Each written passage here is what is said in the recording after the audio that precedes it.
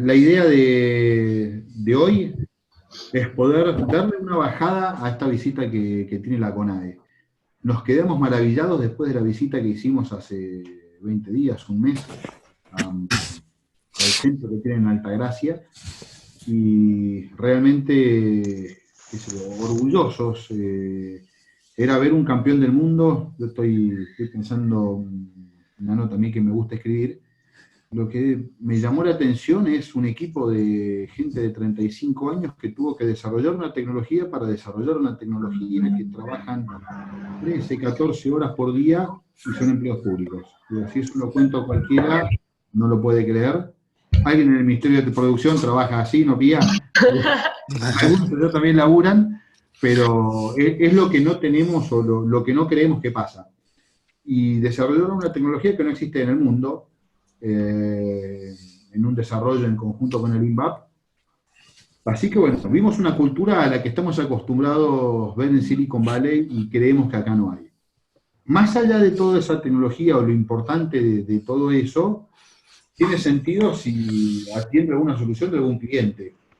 Y lo que nos jugó una mala pasada fue el clima, porque Álvaro, que pensaba bajar en esa reunión, no estuvo volando por arriba de Córdoba 2 horas y volvió a Buenos Aires.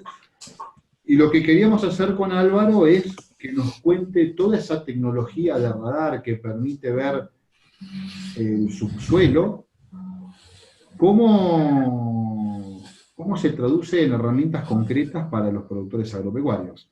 No, buenos días a todos. Me gustaron mucho las palabras que dijiste recién, Federico, porque es cierto, uno estando dentro de la CONAE se da cuenta que, digamos, se han hecho cosas, o se están haciendo cosas que la gente no, o sea, no hay difusión de las mismas. Entonces, realmente cuando ustedes fueron al set, pudieron tomar la estación terrena, pudieron tomar, digamos, visualizar y tomar contacto con la realidad de dónde se construye la antena, dónde se construyó la antena, y, y bueno, hablar con la gente que está trabajando en el tema. Han hablado con agrónomos y con otros ingenieros, así que vieron, digamos, cómo evolucionó el tema, les habrán contado un poco, y por qué. Álvaro, Sí, ¿me te, escuchás? ¿Se así escucha? administramos el tiempo y te ayudo con el tiempo. Tenemos 45 minutos para que te puedas rajar. Dale. Eh, Me parece que va a haber gente que va a escuchar esto y no estuvo en la visita. ¿Qué es la CONAE y qué hace la CONAE? Ah, perfecto. Bueno, la CONAE es la NASA argentina, o sea, es la agencia espacial que tiene incumbencia en el desarrollo de satélites y maneja todo lo que sea información satelital. La NASA ya ha tenido 5 lanzamientos de satélites. Para nombrarles los últimos 3 exitosos, voy de atrás para adelante. El último ha sido el SAOCOM 1A, un satélite de microondas, de radar.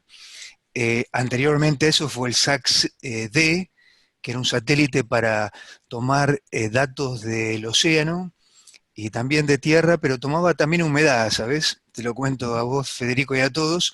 También tomaba humedad, pero con un píxel de 25 kilómetros. Es más para estudios científicos que para aplicaciones para el agro, por supuesto, ¿no? Y anteriormente a eso estuvo el SAC-C, que estuvo en órbita desde el año 2000 hasta el 2013, y que muy poca gente se enteró, y era un satélite óptico que nos daba imágenes muy parecidas a las de Landsat. Eh, si quieren que empiece a hablar de SAOCOM 1A en particular,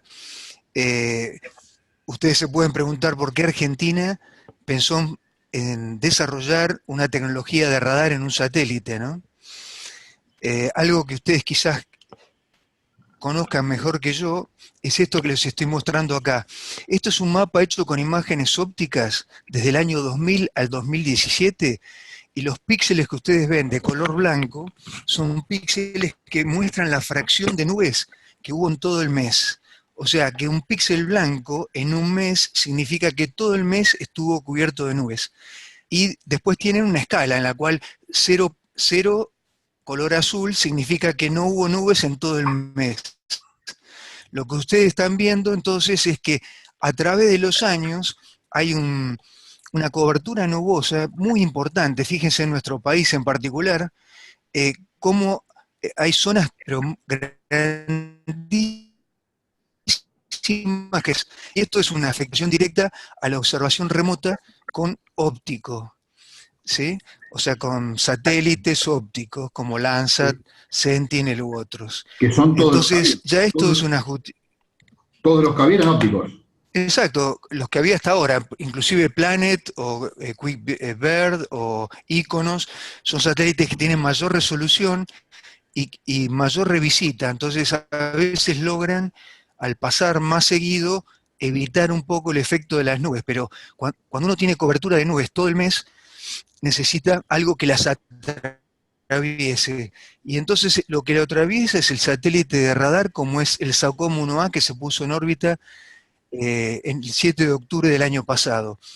Les cuento, es un adelanto, en un mes o menos vamos a ya tener operativas las imágenes, se van a poder pedir estas imágenes de cualquier lugar de Argentina. Hay que pedirlas porque como el radar gasta energía, porque ilumina el área, a diferencia, por ejemplo, del Landsat u otro satélite óptico que necesita de la luz solar para iluminar los objetos de tierra que quiera ver, con radar necesitamos gastar energía. ¿Por qué? Porque nosotros iluminamos, pero iluminamos con una señal que tiene una longitud de onda que es bastante, mucho más grande que la del óptico, la región del óptico, entonces atraviesa las nubes. Y no solo atraviesa las nubes, sino que como nosotros tenemos la propia energía, podemos inclusive de noche eh, obtener imágenes. Y esto es importante porque los satélites tienen órbitas ascendentes y descendentes. Piensen que dar la vuelta a la Tierra, entonces en ese navegar lo van haciendo en forma ascendente de norte a sur o descendente de sur a norte. Fíjense que a la derecha ya figura un producto de radar, que es un mapa de inundación de una zona del sur de Córdoba. Lo que ustedes ven en colores oscuros es agua en superficie. ¿Por qué? Porque el radar es muy sensible a la humedad del suelo, ¿sí? ¿Por qué es muy sensible a la humedad del suelo? Porque la onda electromagnética que enviamos, lo que ve del suelo es la permitividad, el coeficiente de eléctrico, o sea, cómo el agua o el suelo modifican su conducción eléctrica. Entonces, por supuesto, el agua tiene un, digamos, alto valor de conducción eléctrica, mientras que el suelo tiene valores muy bajos. Para darles valores concretos, el agua tiene una permitividad de 80 y los suelos andan en 2, 3, 4 de permitividad. O sea que es muy sensible esta señal a encontrar agua en superficie. ¿Tiene algunos problemas para iluminar las áreas? Sí. Por ejemplo, zonas con mucha superficie de agua, como ustedes ven ahí a la izquierda abajo, cuando hay mucho viento, genera mucha rebosidad. Entonces, uno en vez de ver el agua, por ahí ve una respuesta alta de las olas, ¿no?, que genera el agua. O, por ejemplo, si hay un bosque inundado, como abajo al medio, hay un doble rebote, por ejemplo, en los troncos, y esa respuesta da una respuesta como si no fuera agua, ¿no? Y también está afectada nuestra iluminación por la altimetría del terreno o de las coberturas que haya. Por ejemplo, un bosque, como mostramos abajo a la derecha, genera sombras y no lo vamos a ver. Como hay órbitas ascendentes y descendentes, podemos corregir este último efecto. Pero, digamos, el óptico también tiene estos efectos. Por ejemplo, también hay zonas que las ve con sombra, piensen en una montaña, y no las puede ver. Les cuento esto para que vean que esto es un instrumento. O sea, lo que ustedes están tratando de conocer un poco más es una nueva herramienta que tiene Argentina, que es muy probable que le sirva con gran utilidad para el agro. Cuando yo digo esto es porque hay muchas herramientas, hay satélites ópticos, hay drones, hay satélites de radar como este, pero este satélite de radar es único Ahora, en la historia, ¿sí? ¿estás viendo o estás diciendo de lo que es la superficie? Sí. Me pareció escucharte en algún momento hablar del agua del agua subsuperficial. Uh-huh. ¿Qué impacto o qué puede medir el radar ahí? Bueno, el radar, ahora te lo voy a contar. Déjame que avance un cachito y te lo cuento. Van a ver algo que seguramente les va a interesar. Para contarles otra característica del radar, acá tienen todos los satélites de radar que hay actualmente en órbita.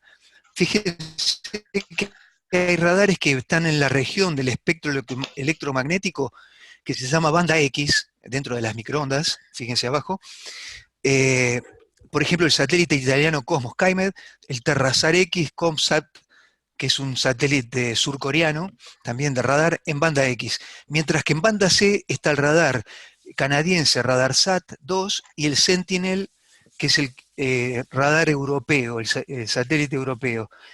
En banda S todavía no hay nada, en 2 o 3 años va a haber un satélite que lo van a construir juntos Estados Unidos e India, que va a ser en banda S, y nosotros hemos construido en banda L.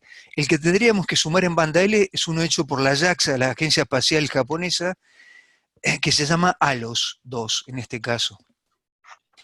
Pero fíjese, Saucom se lanzó en octubre y entonces Saucom y los satélites Cosmos italianos están en la misma órbita, forman una única constelación.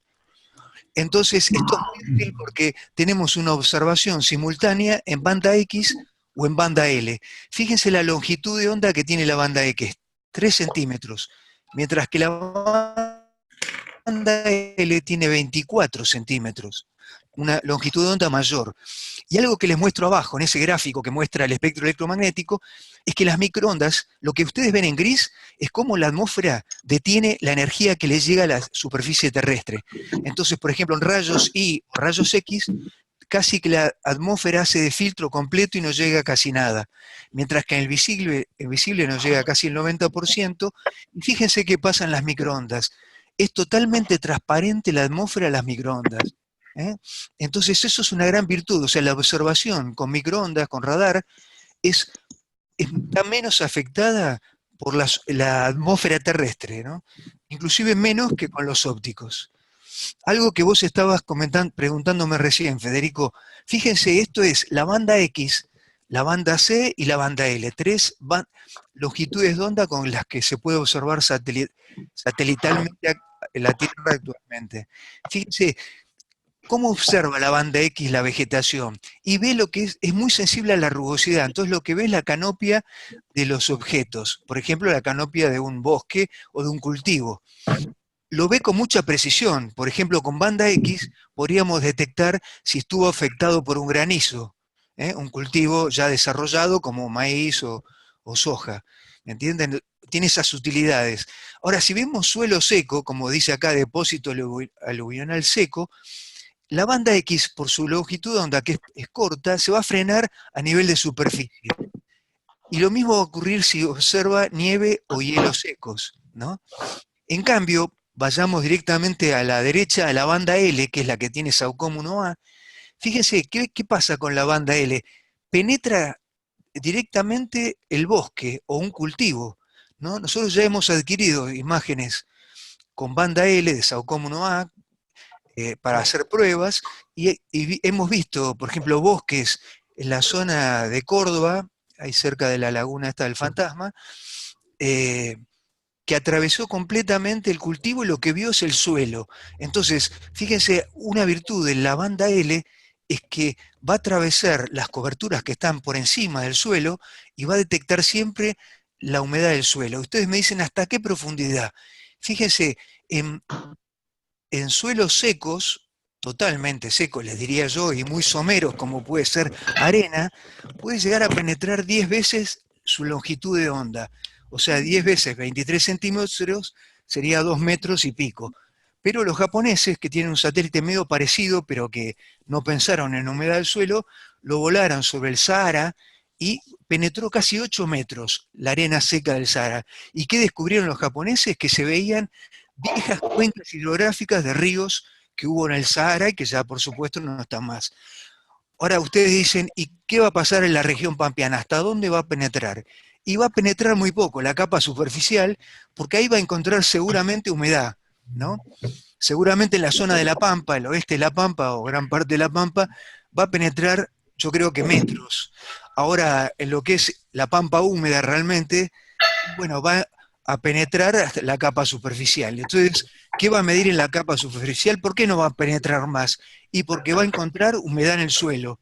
Entonces, justamente la reflexión de la señal de radar que llegue de esos suelos húmedos es lo que nos va a permitir detectar humedad en el suelo.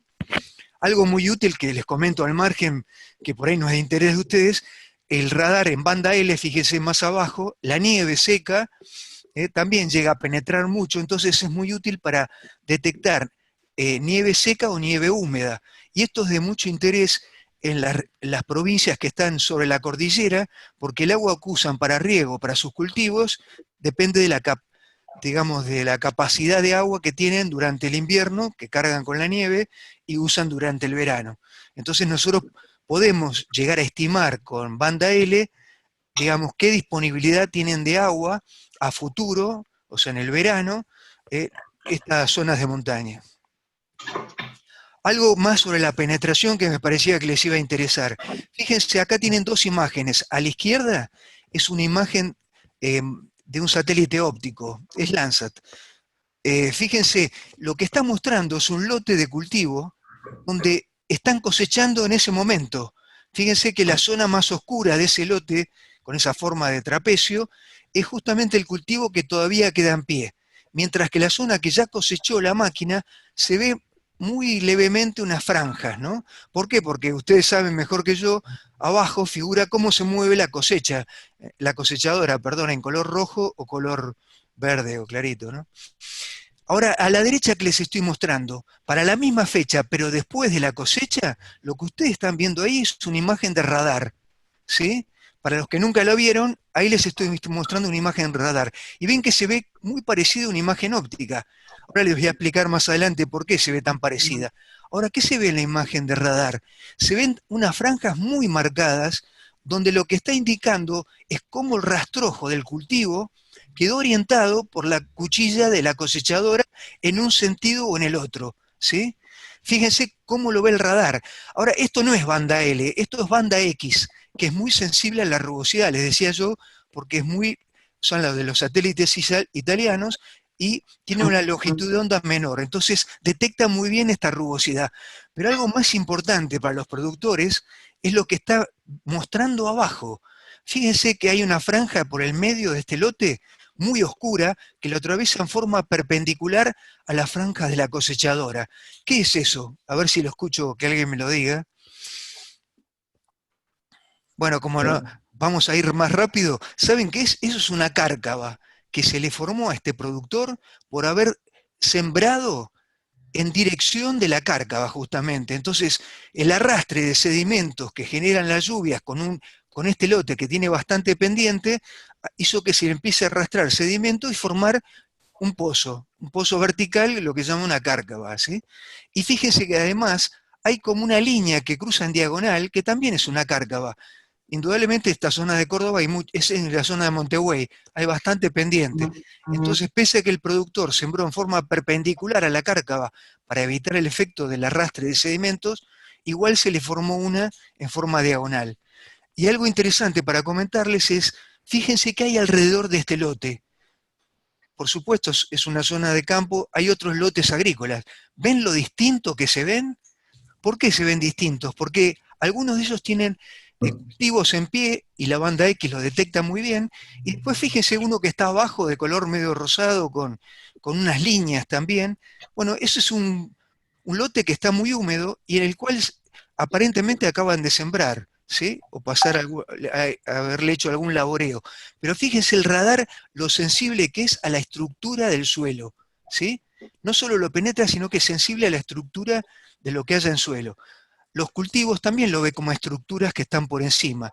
Como esto es por banda X, lo detecta muy bien. Con banda L, si esto atravesó la banda X, piensen lo que atravesaría la banda L, ¿sí? Muchísimo más. Es muy útil, les cuento, para geología o para geomorfología usar imágenes en banda L, ¿no? Entonces hablamos de penetración. Yo ahora les voy a hablar de otra cosa, de una gran virtud que tiene el radar que no tiene el óptico. Ustedes están acostumbrados que el óptico ilumina el sol, le llega una reflexión al satélite que es pasivo, y el satélite que tiene bandas espectrales, o sea, trata de registrar energía en el azul, en el verde y en el rojo, y también en el infrarrojo, y por eso podemos hacer el NDVI, ¿no es cierto? Ahora, ¿cómo funciona el radar? Yo les dije que iluminaba el área de observación. Entonces, emite una señal, es lo que ustedes están viendo arriba a la izquierda, emite una señal, pero esta señal es electromagnética, es un campo electromagnético. Entonces, los campos electromagnéticos uno los puede generar en planos horizontales o verticales, como es el primero de arriba, ¿sí? Y a su vez, la antena emite y después queda pasiva para recibir la reflexión o retrodispersión, se llama, del radar. Y fíjense, puede también hacerlo en forma horizontal o vertical. Quiere decir que nosotros con radar iluminamos en 4 bandas posibles. ¿Cómo se llaman estas bandas? Polarimétricas, porque polarizan la energía o la señal que emiten en distintos planos, ¿sí? ¿Y para qué sirve esto? Y ustedes piensen en un cultivo que está iluminado por una longitud de onda, por una señal que es totalmente vertical. ¿Cómo impacta sobre un cultivo o cómo impactaría una señal que es totalmente horizontal? Por ejemplo, ¿no?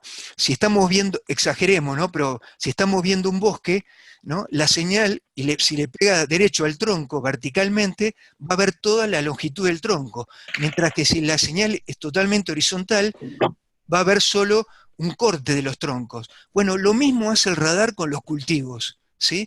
Así de sensible es, y así de información distinta tenemos en cada banda polarimétrica. Si ustedes ven más abajo, a mí no me gusta este gráfico, por supuesto no lo hice yo, pero entonces por eso lo puedo criticar. Fíjense que abajo dice, cada imagen, hay 3 imágenes en grises que habla de HH, HB y BB.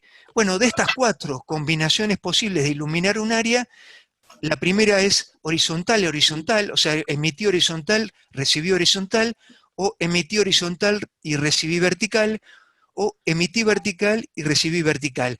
Si yo combino en un monitor algo que quiera ver como una imagen, y la voy a ver como esa combinación que ven a la derecha, la veo como una imagen de color. Por eso ustedes ven este campo que les mostraba acá a la derecha, lo ven como si fuera una imagen óptica. ¿Qué tiene esta imagen óptica que les estaba mostrando antes? Bueno, en cada canal de monitor pusieron cada banda polarimétrica, ¿sí? Entonces, fíjense lo distinto que observa el radar respecto del óptico, ¿no? Ve volumen. Y acá les quería mostrar este ejemplo, ¿no? Esto es, a la izquierda tienen una imagen en una sola banda polarimétrica en banda L, ¿sí? De la ciudad de Venado Tuerto. La puse como ejemplo solo para mostrar, vean ustedes, cómo diferencia la observación o la señal de una zona urbana de lo que es una zona rural, o como se ve acá, un cuerpo de agua totalmente negro, ¿sí? Y lo mismo, fíjense ustedes, todos los lotes agrícolas que hay alrededor de Venado Tuerto, las distintas respuestas que tienen, si tienen cultivo o no tienen, o si tienen más o menor humedad el suelo, ¿sí? En el centro están viendo cómo se ve una sola banda polarimétrica en banda X. Fíjense que es mucho más sensible. Fíjense, la ciudad casi que se confunde con la parte rural. La zona, digamos, de la laguna se ve muy bien, como en banda L, pero fíjense lo que se ve distinto que en banda L, la rugosidad. ¿Por qué? Ven que se ven como unos cuadrados en la zona baja, ¿qué son esas? Hileras de arboleda, ¿sí? Que hay pocas por Venado Tuerto porque hay poco bosque, se usó todo para cultivo. Pero ven que, no sé si las pueden ver, pero entonces es muy sensible para la rugosidad. Y a la derecha, ¿qué vemos? Tendría que estar en tonos de grises, pero está en color, pero es una banda espectral. ¿A qué es sensible la banda espectral? A la composición química de las coberturas que haya sobre la superficie terrestre. En cambio, el radar lo que ve es estructura, ¿sí? Textura y humedad. Eso es lo que quería marcarles con este ejemplo. Voy a avanzar un poquito, perdóname, pero no pude tener... Algo importante de esta diapositiva es que actualmente entonces Argentina está construyendo el SAOCOM 1B, un segundo satélite de radar, pero lo está haciendo en forma acelerada, porque toda la tecnología la estuvo desarrollando hasta el año pasado, y ahora ya tiene desarrollado prototipos, y entonces ya construyó la segunda antena, la que va a llevar el 1B, se construyó ahí en la estación terrena donde algunos de ustedes estuvieron, y para fin de año es muy probable, o principio del año que viene, que se ponga en órbita ya el SAOCOM 1B. Y entonces, ¿qué le va a permitir? Es una herramienta de Argentina que no tiene otro país, ¿me entienden?, en el mundo. Vamos a tener la posibilidad de programar y adquirir imágenes sobre Argentina con 4 satélites italianos, que se llama Cosmos Skymed, la constelación italiana, y nuestra constelación SAOCOM, formado por el A y el B. ¿Sí? Entonces tenemos en total 6 satélites que van a estar en órbita para el año que viene seguro. Y fíjese, yo les puse acá en amarillo en esta diapositiva, figura más de 25.000 adquisiciones satelitales de radar desde 2007 hasta el día de hoy.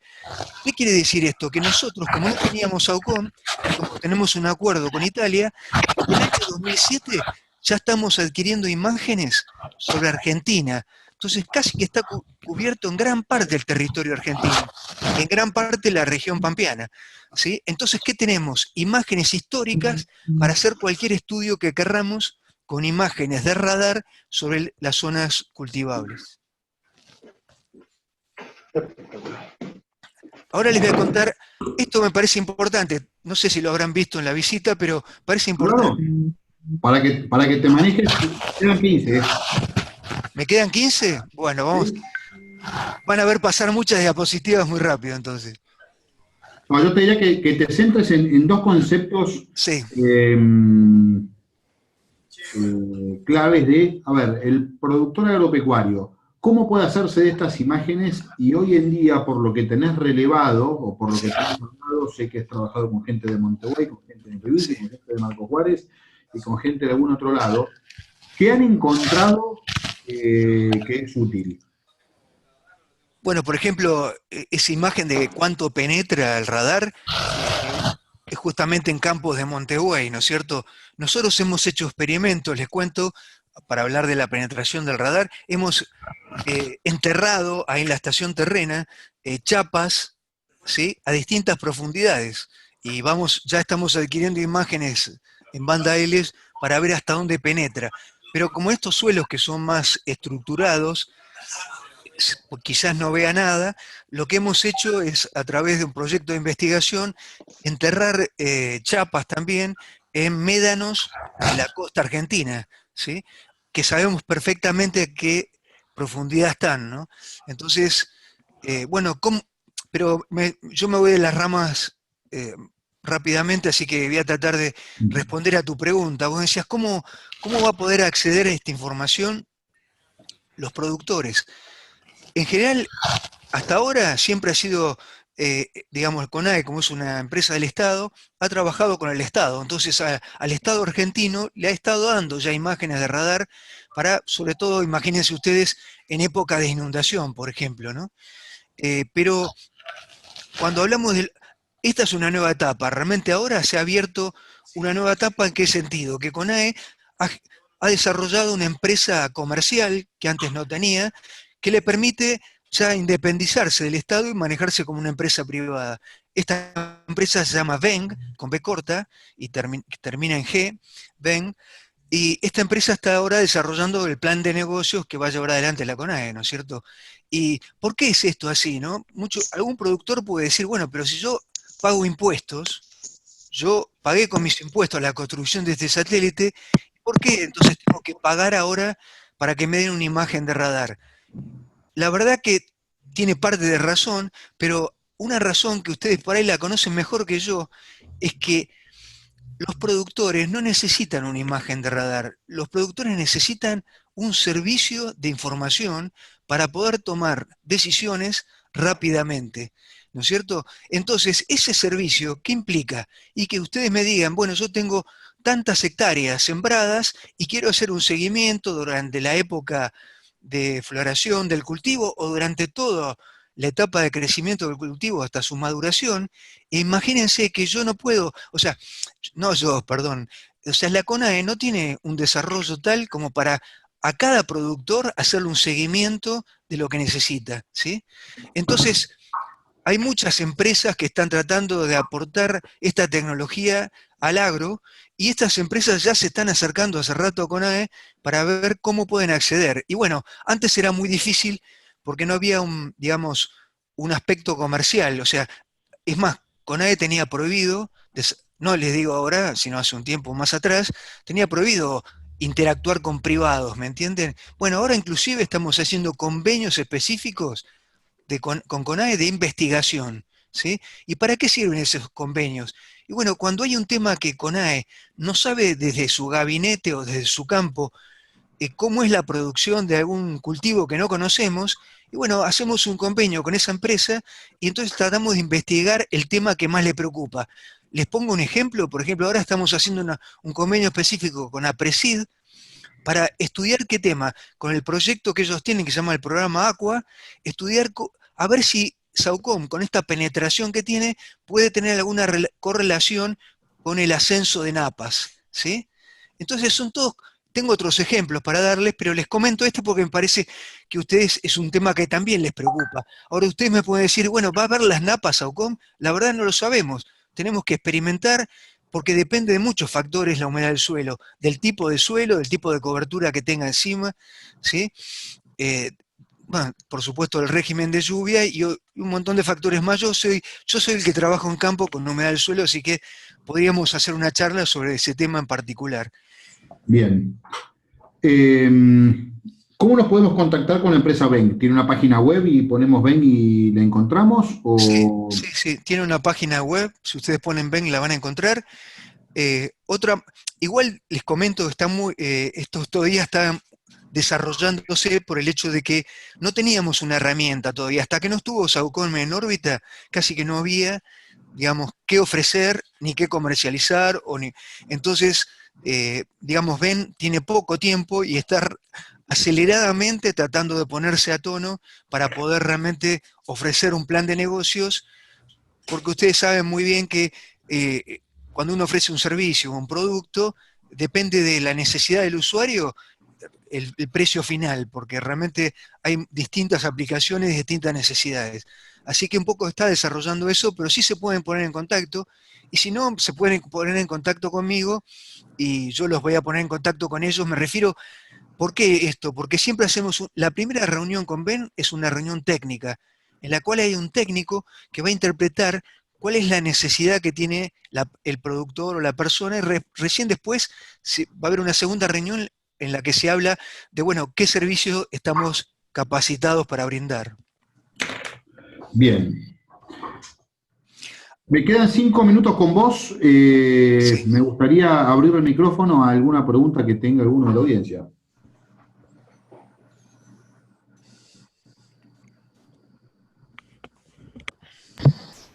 Hola. Hola, sí. Hola Álvaro. Permiso, Fede, si me dejas, hago un par de preguntas. ¿Qué Sí, tal, Álvaro? Yo tengo un servicio que proveo imágenes NDI a unos 45.000 usuarios en Argentina por medio de Booster Agro. Y nosotros logramos hacer esto gracias a que la Agencia Espacial Europea, la ESA, provee las imágenes de Sentinel gratuitas y así están es. posteadas en el servicio de Google Earth Engine.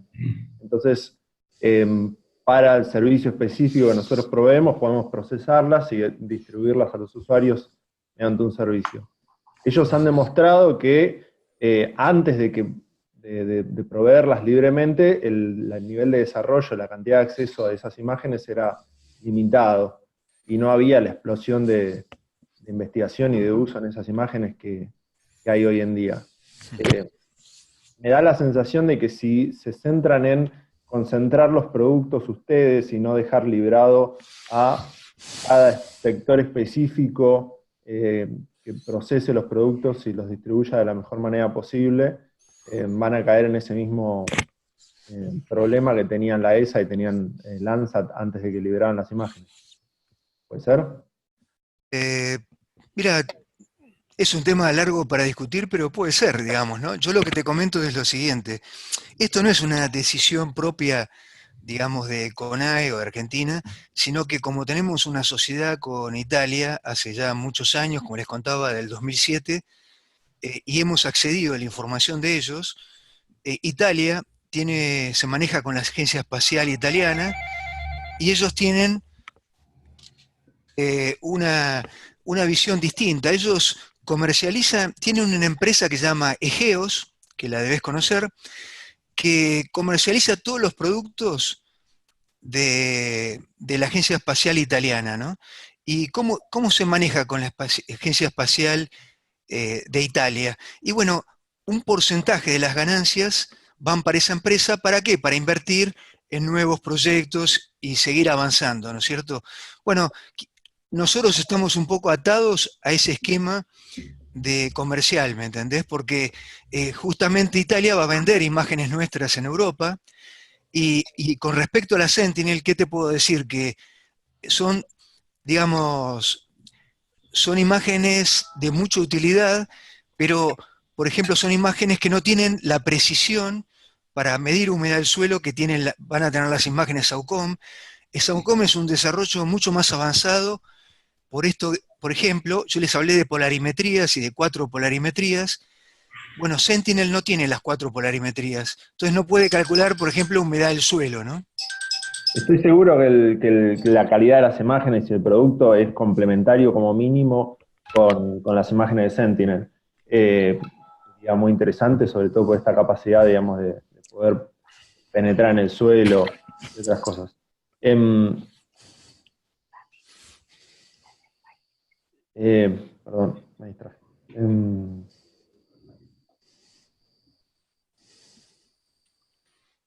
¿Hola? Sí, Ahora se sí. me fue la idea, Fede. Ok. Bueno, no importa. Che, Yo les propongo hacer otra video más, cuando quieran, porque tengo un montón de cosas más para mostrarles, dale. e inclusive este tema es interesante, ¿no? Quizás yo no tengo ¿Cómo? decisión sobre este tema, ¿no? Yo soy investigador de la CONAE y Está planteado el seguramente, punto. Me hacen otra pregunta por acá por chat. sí, En algunos casos, por lo menos, ¿se va a poder medir el tema de profundidad de raíces? profundidad de raíces. La verdad que no lo hemos investigado.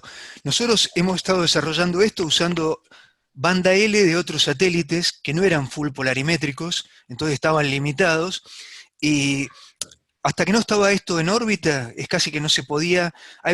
Hay muy poca teoría, es todo teoría lo que ustedes pueden encontrar sobre el tema, y hay mucho de realmente de comprobaciones reales, ¿no? Y lo mismo ha pasado con humedad del suelo, ¿no? Hasta ahora no había satélites que medían humedad del suelo con esta precisión, y nosotros lo que hemos hecho es un trabajo en campo. Durante muchos años tenemos una red telemétrica de 66 puntos en el país, midiendo humedad del suelo desde el año 2012, medición horaria, que nos ha permitido calibrar, por ejemplo, el mapa de humedad del suelo obtenido a través de imágenes de radar, ¿no? Y a su vez, como tenemos tan poco tiempo, les comento en esta diapositiva que ustedes están viendo, ¿qué muestra este esquema? Que a partir de una imagen de radar, si miramos de izquierda a derecha, podemos obtener con modelos electromagnéticos un mapa de humedad del suelo. De este mapa de humedad del suelo hemos desarrollado 3 sistemas. Un sistema de soporte a las decisiones en la agricultura, que lo que hace es dar una estimación del rinde en los cultivos. ¿Rinde en qué cultivos? Todos los de región pampeana, ¿sí? Teniendo en cuenta hasta el tipo de semilla, tipo de suelo, las lluvias precedentes, y por supuesto el dato novedoso que hasta ahora era siempre estimado es el mapa de humedad del suelo, que va a estar, que es un registro, una medición real.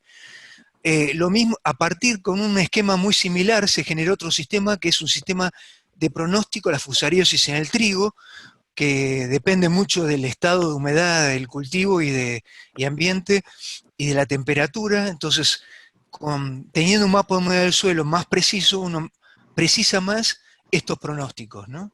Y por último, un manejo del riesgo por emergencias hidrológicas, que lo que hace es un modelo hidrológico, una cuenca hidrográfica que no tuviera demasiada medición, permite saber cuánto es el caudal de salida de esa cuenca. Y esto es muy importante para dar alertas en zonas de inundación donde no se conoce el aporte de las cuencas más chicas o microcuencas, ¿no es cierto?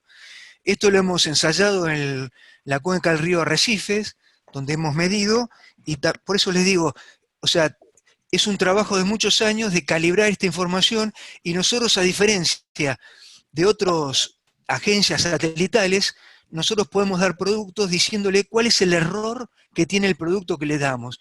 La mayoría de ustedes son ingenieros y saben que conocer un producto con qué error uno lo está recibiendo es casi el que hace la diferencia, su aprovechamiento, ¿no es cierto? No es una estimación. Perfecto. Lo pongo... Si me dejaste, me acordé lo que quería decir. No me queda tiempo, Tommy. Dale. Pues lo que propongo es lo siguiente: de las preguntas que tengamos, hacemos un reconto, hacemos una grabación o algo con Álvaro y les devolvemos las respuestas. Dale, si no es muy cortito, Fede, ¿eh? Dale mientras la conecto a Pia. Dale, lo que iba a decir era que nosotros encontramos que como está en investigación, es muy difícil venderle a un productor o un usuario final algo que no conoce y que está en investigación. Entonces hace que todo el proceso de adopción sea más lento. Si se pudiera, por lo menos en una primera etapa, acceder gratuitamente al producto para crear esa conciencia de valor, sería completamente diferente la penetración de mercado de este producto. Está muy bueno. ¿Cómo era tu nombre? Tomás Lund Petersen.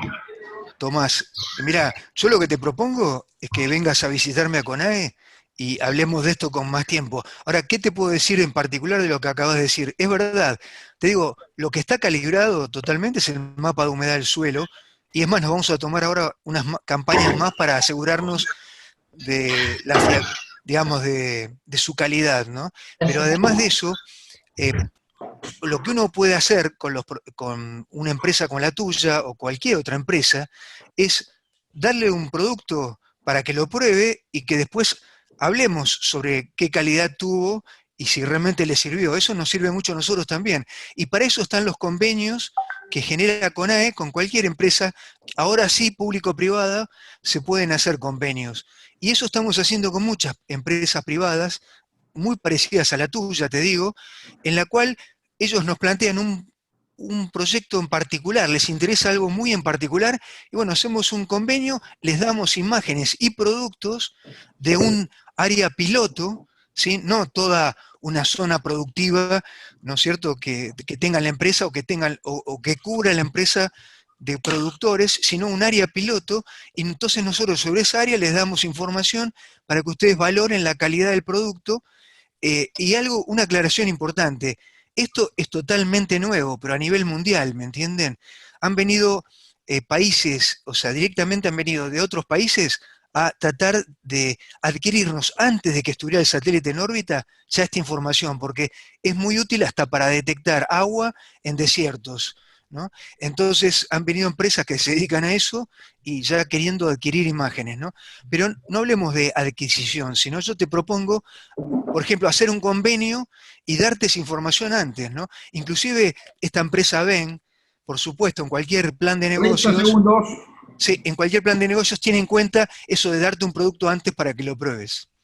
Bueno, gracias a todos por la atención y estoy dispuesto a pasarles mi mail si querés, Federico, para que ¿Vale? me escriban y estemos en Nosotros contacto. no, y una cosa que estuvo buenísima que hablamos allá es poder armar algunos espacios de discusión por estas cosas que plantea Tommy o las que se nos puedan ocurrir, como las raíces o lo que sea, a ver cómo podemos coordinar estas líneas de investigación. Excelente. Álvaro, te tenés que ir porque vos también llegas tarde. Sí. Las chicas del Ministerio de Producción nos estaban esperando y tuvo un tema de coordinación. Así que, a ver, millón de gracias por la apertura, por las ganas de difundir esto y seguimos en contacto. Bueno, muchas gracias a todos por el espacio, ¿eh? Muchas gracias, Álvaro. Abrazo. Hasta luego. Chao, chao. Chao. Bueno, vamos a pasar con esto a todo lo público de Argentina, de la CONAE al Ministerio de Producción, porque, a ver, todo esto está vinculado a lo mismo que es el conocimiento y la nueva economía del conocimiento, que es la que en realidad está, o es el driver que mueve la economía. Ya no son más los recursos primarios, sino la materia gris, por decirlo mal y pronto. Y para eso se aprobó hace un mes. No, un poco más. La ley de la economía del conocimiento, y lo que queríamos, si bien no está reglamentada toda esta ley, entiendo que lo que pretende es ayudar a las empresas que se generen alrededor de la industria del conocimiento. Ahora me vas a corregir bien el nombre técnico.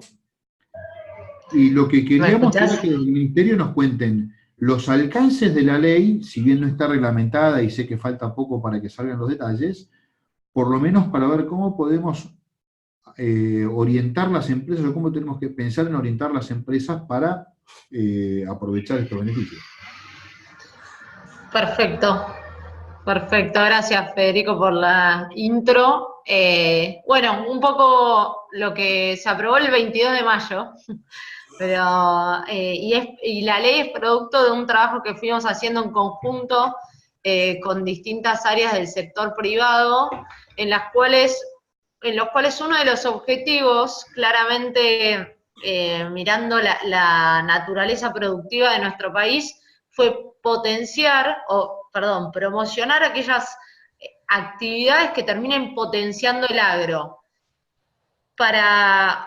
Eso fue, como si quieren, una de las aristas que trabajamos. Para ello, la ley de software, que tiene más de 15 años ya, que termina su vigencia en diciembre, nos presentaba una dicotomía, ¿no? Era si como gobierno queríamos seguir apostándole a un régimen que sabemos que funcionó, que potenció un sector muy productivo de la Argentina, que tiene su naturaleza exportadora también, y que se caracteriza por mejorar el resto de los sectores, o sea que es transversal, si queríamos seguir solamente con software o si queríamos ampliar a más actividades que poseían las mismas características, ¿no? O sea, este impacto transversal al resto de la economía y de las actividades productivas podía ampliarse y ser mucho más el efecto derrame si ampliábamos el abanico de actividades. Y un poco esa fue la propuesta superadora que encontramos, es utilizar el mismo parámetro que tenía software, que daba beneficios sobre las contribuciones patronales y sobre el impuesto a las ganancias, sobre esos dos parámetros. Tomamos la experiencia que tuvimos y dijimos, démosle estos dos beneficios, o démosle sobre estas dos aristas de una empresa, beneficios a más actividades y empresas, ¿no? Y en esto donde, si quieren, podemos ver cómo está orientado a lo que es ACTEC, porque dos actividades específicas que se amplían son la investigación y desarrollo en las ciencias agropecuarias, que lo van a ver sobre el final del artículo 2, y todo lo que es Internet de las Cosas, que lo van a ver en el inciso I, si no me confundo, que es fabricación de bienes 4.0. Entonces, la realidad que con esto buscamos englobar a todo lo que son las actividades de ACTEC para poder promover y mejorar un poco la productividad, como lo pudieron ver en lo que iba contando antes de la CONADE, lo que se iba contando. La idea es de ver la humedad del suelo, por ejemplo, de utilizar imágenes satelitales para la humedad del cielo y para los cultivos, etcétera, es que puedas tener más previsión sobre cómo usar desde un riego hasta, no sé, el agua, la fertilización, todo eso. Es un análisis que con tecnología se acorta y realiza más eficientes las decisiones que toman. Una pregunta. Sí. ¿Estos beneficios fiscales son para las empresas que desarrollen las tecnologías? Sí. ¿Son para empresas que inviertan? Pues entiendo que esta segunda parte debe estar en la ley de emprendedor, ¿o son para empresas que usen? Mira, te cuento, en general, esta ley está pensada para la oferta de esos servicios, para potenciar la oferta de esos servicios, no tanto para la absorción.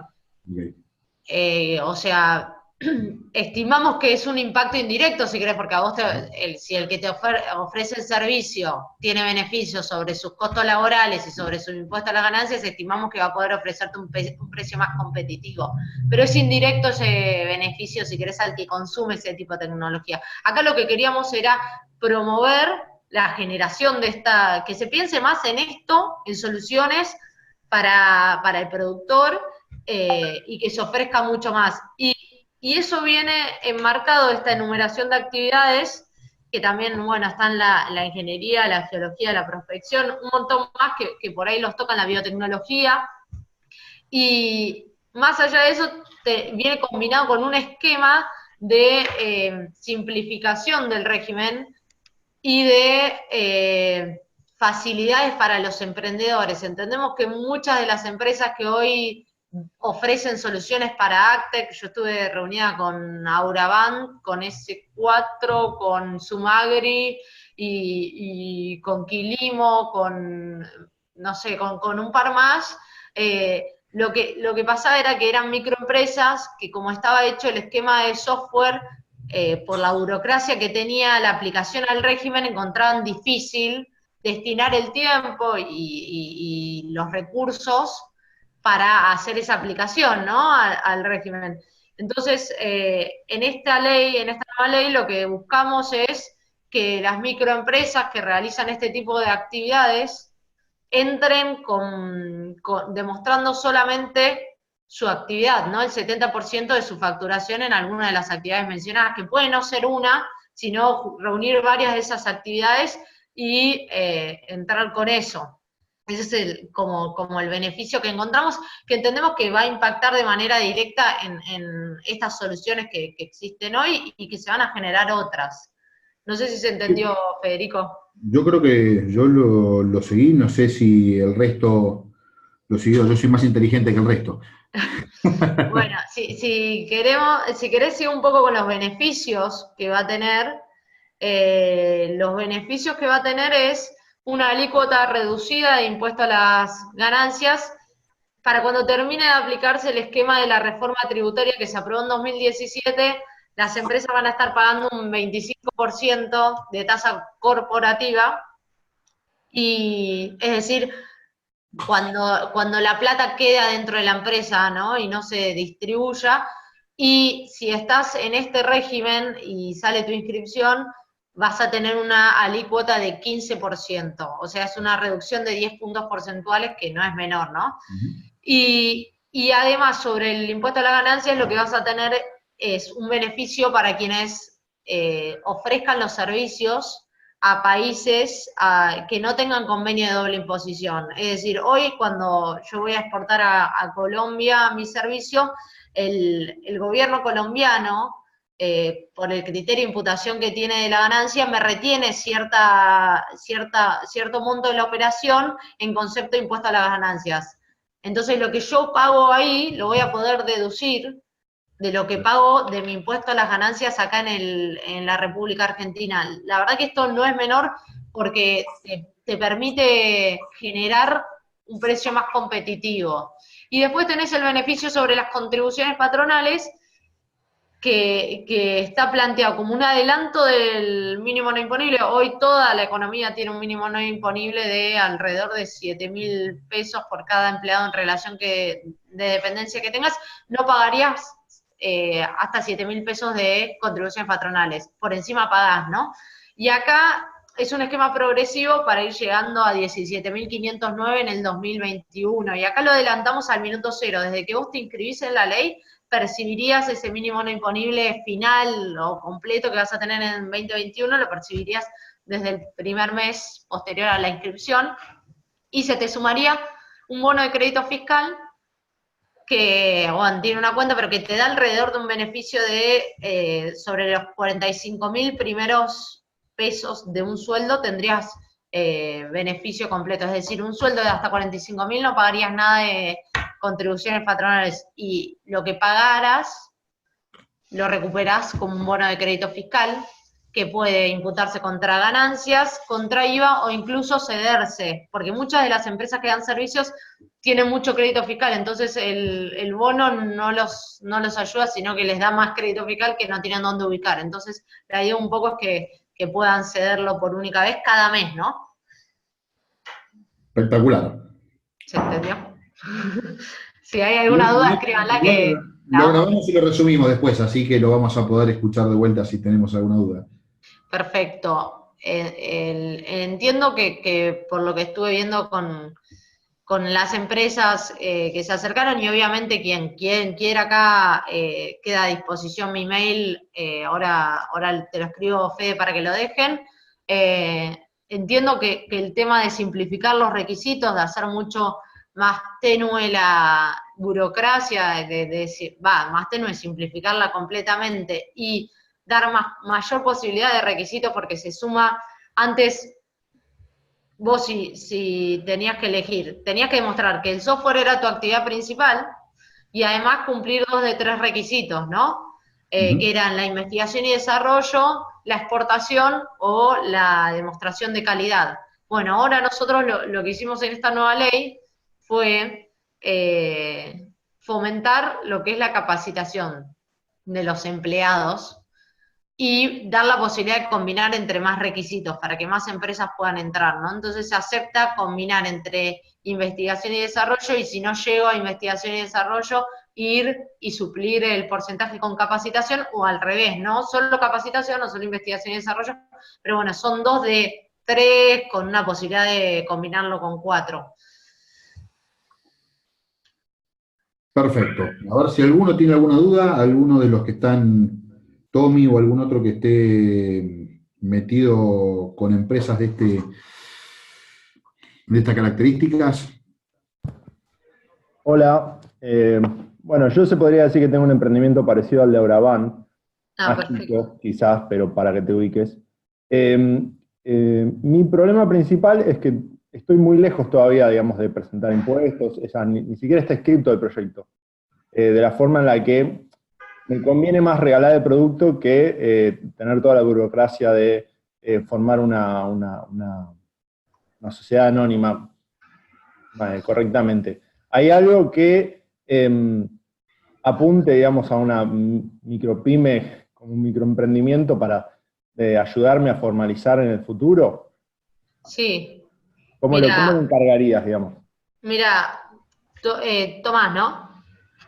Sí. Mira, Tomás, te cuento. Esta ley está pensada y en el medio de ciertas herramientas que fuimos promoviendo como Estado, una de las cuales es la sociedad anónima simplificada, que la podés crear en 24 horas con un formulario que está en IGJ, y que la verdad que es no sé cómo, la verdad que para formalizarte es muy sencillo, pero buscamos promover que muchas empresas se creen en esta modalidad, así te puedes presentar. Lo que sí tenés es un párrafo, yo no sé si pudieron ver la ley también, que para cuando no estés facturando, porque no sé si es tu caso, pero puede ser lo que todavía no hayas facturado el producto, pero si estés haciendo una actividad de economía del conocimiento, la idea es que con una declaración jurada del negocio y acreditando que tu personal y tu masa salarial está destinada a la actividad desarrollada, o sea, a la actividad de economía del conocimiento, podrías entrar también sin requisitos. Ahora, en el momento en que emitas la factura, como ente deberías sí ya empezar a cumplir lo que es el 70% de facturación y los requisitos. Pero sí, la idea es un poco para jugar con sociedad anónima simplificada. Si no tenés ganancias, mejor, porque te generás un quebranto, por así decirlo, que por ley de impuesto a las ganancias te permite extender la vigencia y descontarlo de ganancias durante el plazo de 5 años. Así que buscamos un poco eso. No hay esquema, si querés, o el esquema no está pensado para una persona física, sino está como planeado para personas jurídicas. Bien, bueno, estamos en horario. Me extiendo a una pregunta más, si la hay. Sí, dale.